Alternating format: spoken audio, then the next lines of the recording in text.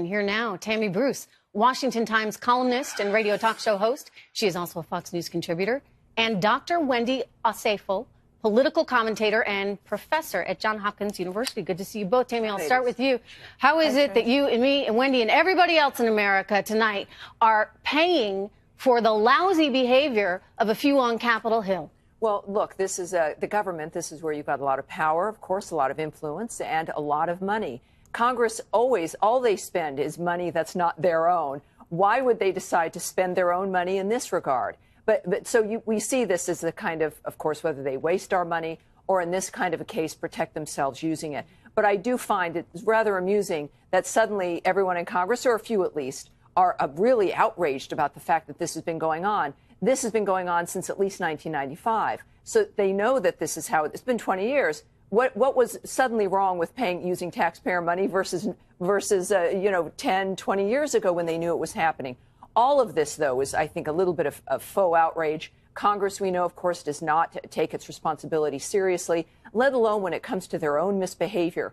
It's always about pushing it off or ignoring it, whether it's ethics committees, things that will never really occur, because they don't see themselves as being under the same umbrella of law and order and responsibility as the rest of us. Well, this is just bizarre. I mean, you're talking about $17 million, Wendy, that has gotten paid out to settle these sexual harassment claims, and they're settled, and the American taxpayer knows nothing about it. It kind of feels like a free pass for these guys. Absolutely, it does feel like a free pass, but what we're looking at here is a systemic issue of power and privilege within our society. Whether we're looking at Conyers, we're looking at Franklin, we're looking at Moore or George H.W. Bush, these are men who have been accused of sexual misconduct. But this is what's really important here. The chambers has continued to look at their harassment policies, and we as taxpayers should say we need to put in checks and balances in that harassment policy that speaks to issues like this, because what can no longer happen is taxpayers can no longer continue to bankroll sexually predatory behavior by officials which we elected. That has to stop today. Well, you know, look, they're talking about putting in classes. It seems to me kind of amazing that anybody needs a class in this stuff, but that's where we are today. And you know what? We have corporations all over the United States of America, Tammy, that have these classes, and they have this kind of training so that they hopefully don't have stuff like this happen, but we know it happens. Yes. Will the classes make a difference on Capitol Hill? You know, it only happens when there's a desire systemically to make a difference. Look, these are the people in Congress, remember, are some of the richest people in America. They've done other kinds of work. $300 million one member is worth. These are not newbies in life. They know what the rules are. Classes don't tell you the difference between right and wrong. You have a sense of integrity and dignity, and you know how to treat women.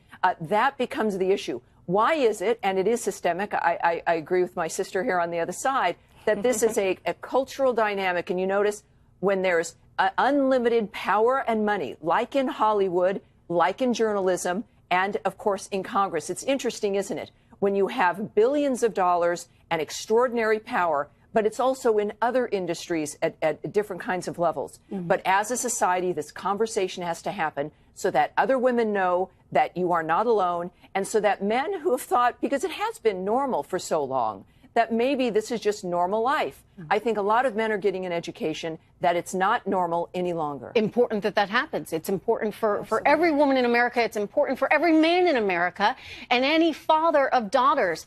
I've got two little girls myself, and I think I want to make sure that they, when they go into the workforce, don't have to experience any of that I keep hearing about. Let me ask you about this one. Al Franken, Wendy, he's not going to resign. He's not going anywhere. In fact, he wants to convince everyone in Minnesota that he should be elected again, despite. Can we show the photo again? I mean, this is so disgusting what he did to a woman who is sound asleep. You see it there. I don't want to describe it. You see it. Wendy, why won't he back off now? Why won't he say, yeah, you know, I did some really bad stuff and I'm going to resign?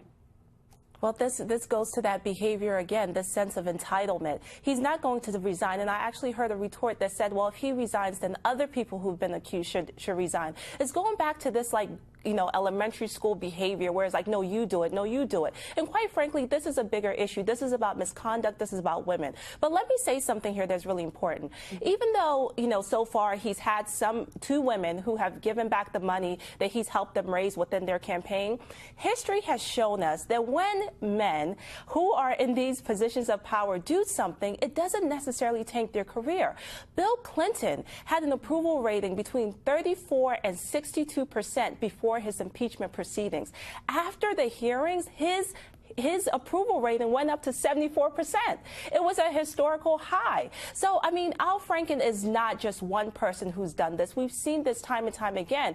But we have to, again, start putting in checks and balances to say that once this behavior is done, you have no option. It's not up to you whether you resign. If I could add to on the Clinton point, is that the fact that he was lauded and embraced after that, and that the media and the Democratic Party raised him up and saying this is no real big deal, it's private behavior.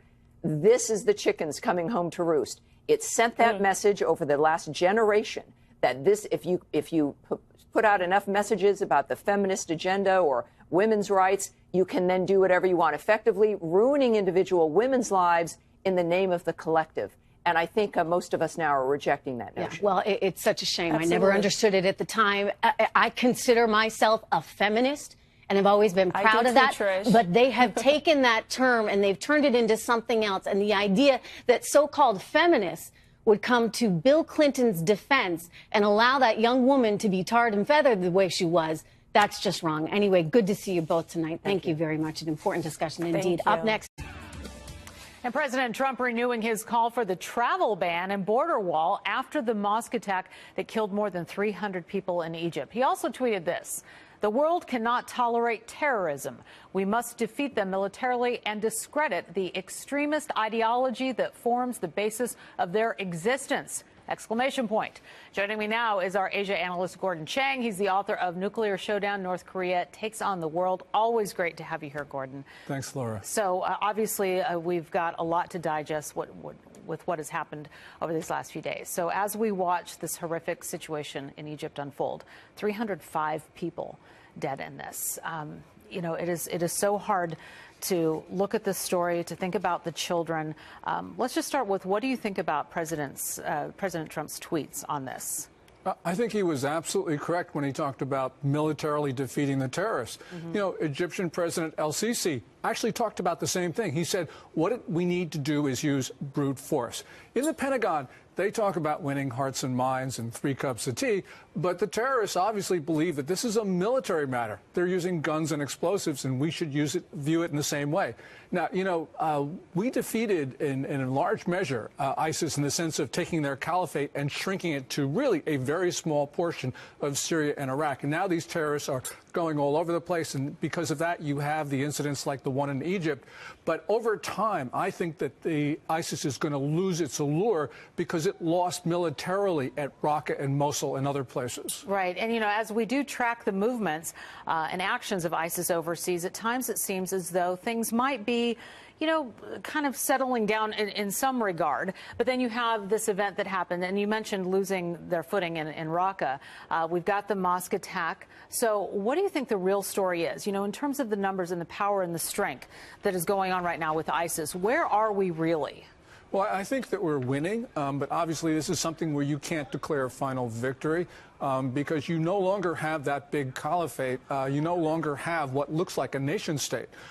This threat is going to metastasize. You're going to see fighters spreading not only through Egypt and the Levant and also Europe and the United States, but these are not going to have the same force. People will die, and that's, of course, something that we're going to try and prevent. But nonetheless, ISIS is not going to have that same allure. And when it doesn't have that allure, the attacks, I think, will eventually shrivel. We watch these tweets, we watch the news, we listen for the words of the president. And when we hear things like he wants to crush terrorists with military means, What does that look like in terms of military personnel, placement, and the weapons? What exactly are we talking about when we see those words? Yeah, I think what it means is we're going to have more military personnel in Syria. You know, there's a dispute as how many we have there now, maybe as many as 7,000. That number may have to go up.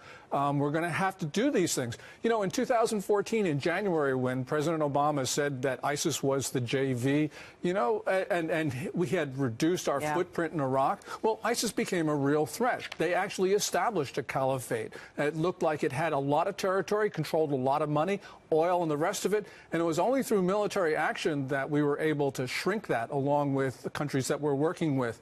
So unfortunately, we're going to have more people there. You know, we don't want to do that. That's politically unpopular, but we see what happens when presidents do politically popular things. These threats grow. Right. And in terms of how this is playing out overseas, how do you think the president's words on terrorism is playing out? When he condemned the mosque attack, he reiterated that the United States will continue to stand with Egypt in the face of terrorism. How does that translate into action? How is it perceived around the world? In Egypt, I'm sure it's going to be taken very well. In Saudi Arabia, another friend, it will be taken well.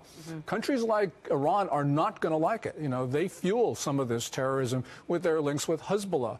So, you know, if you're not a friend of the U.S., you're not going to like the president's tweet. You know, a lot of people would like to see this thing as being sort of, you know, we do this by making sure that people love us. Well, unfortunately, that's not the way to deal with this. The way to deal with this is to win on the battlefield.